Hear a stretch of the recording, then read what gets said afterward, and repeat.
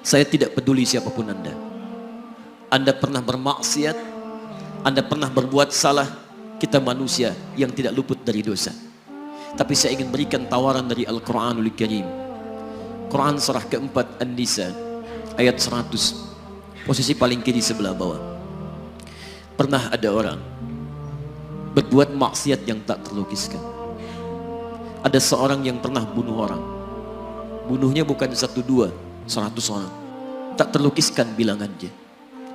Kriminalitas tidak perlu diukur karena Anda akan lelah menghitungnya.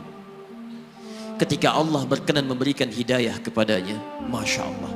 Dan hidayah selalu terbuka pada siapapun sepanjang ia mau mengambilnya sebelum nyawa sampai di kerongkongannya. Tiba-tiba datang ia pada seorang alim dan berkata, saya ingin berubah. Alim ini kemudian menyampaikan pada orang dimaksud, Anda bukan berarti tidak bisa menjadi orang baik. Hanya Anda tinggal di lingkungan yang tidak mendukung Anda jadi baik. Keluarlah dulu dari tempat itu. Pergilah ke majlis ilmu si fulan, tempatnya ada di sana. Datang ke sana, belajarlah, dan Allah akan bimbing Anda berubah dari keburukan menjadi orang yang terbaik. Didengarlah nasihat alim ini. Berangkatlah orang dimaksud, menempuh perjalanannya.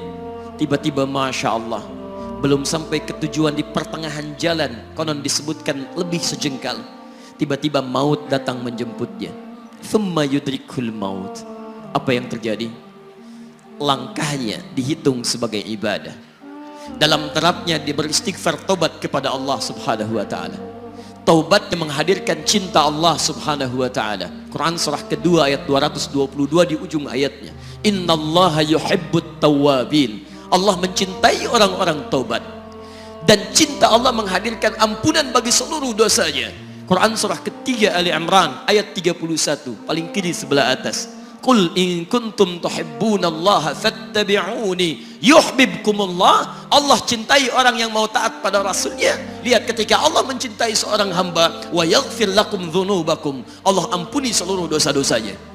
Derap langkahnya menghadirkan istighfar, taubatnya menghadirkan cinta Allah menghadirkan seluruh ampunan bagi dosa-dosa yang ia miliki.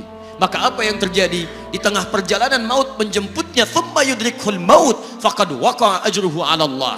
Dan pahala diberikan kepada orang tadi.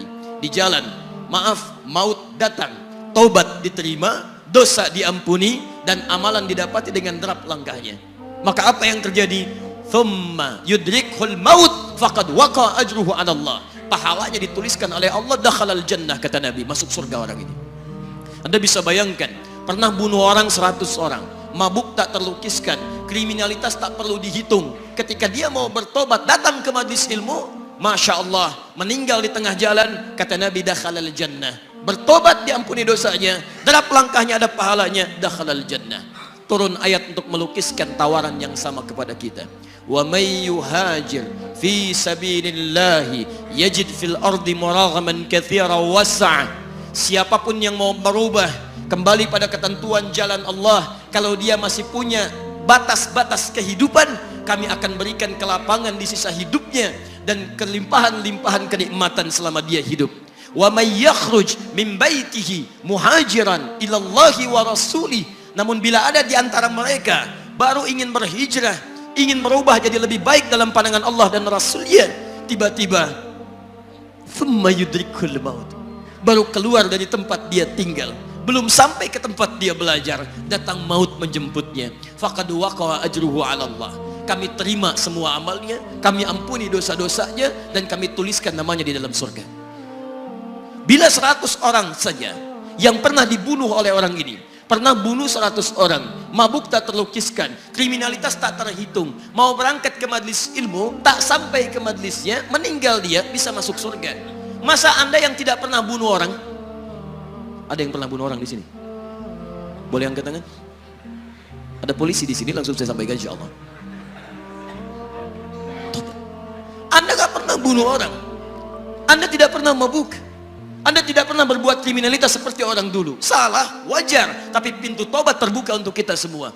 Masya Allah, bedanya dengan orang tadi belum sampai ke majlis ilmu, Anda sudah hadir di dalamnya, langsung di rumah Allah, diberikan tempat yang terbaik, dan kita akan belajar. Kalau dengan semua ini belum mempermudah Anda ke surga, dengan cara apa lagi Allah mesti mengantarkan Anda ke surga? Kalau dengan duduknya Anda di sini belum mau juga bertobat, dengan cara apa lagi Allah harus membimbing Anda bertobat? Kalau dengan seperti ini belum juga Anda taat kepada Rasul, dengan cara apa lagi Allah mesti meyakinkan Anda untuk taat kepada Rasulullah SAW? Karena itu teman-teman sekalian, mari kita pelajari ilmunya, dan dengan ilmu itu akan membimbing kita insya Allah kembali kepada Allah sampai mengajak keluarga kita ke surga insya Allah.